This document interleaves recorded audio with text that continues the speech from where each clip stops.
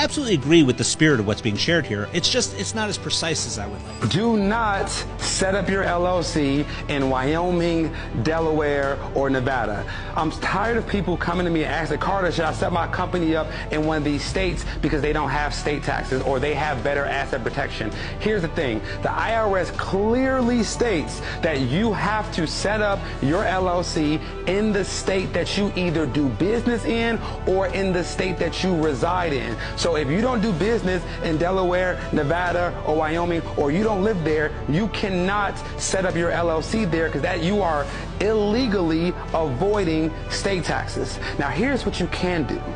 If you set up your holding company in Wyoming, Delaware, or Nevada, you can have your holding company own your LLC that is in the state that you reside in. By doing this, you still have to pay state taxes in the state that you have your LLC in, but you get the asset protection of having your holding company in one of these states that have better laws. This is the only way you can set up your entity in state that you don't live in. If you do this the right way, execute it the right way, you won't save on taxes, but you can still protect your companies. I absolutely agree with the spirit of what's being shared here. It's not as precise as I would like, because there's many different things actually being discussed and possibly even conflated a bit. They're talking about business structure and business registration and maybe even business taxation. But it's important to note that the IRS doesn't actually have a say as to which state you are or not allowed to form a business in.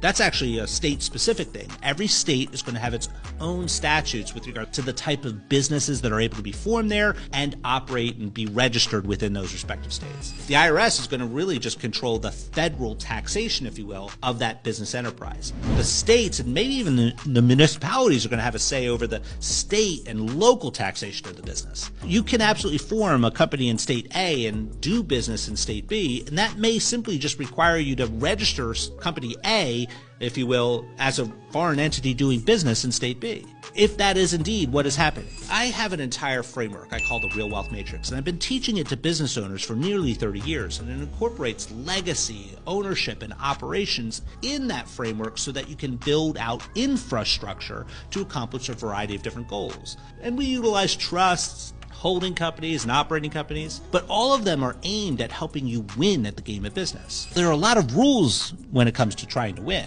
If you want to learn what some of those rules are,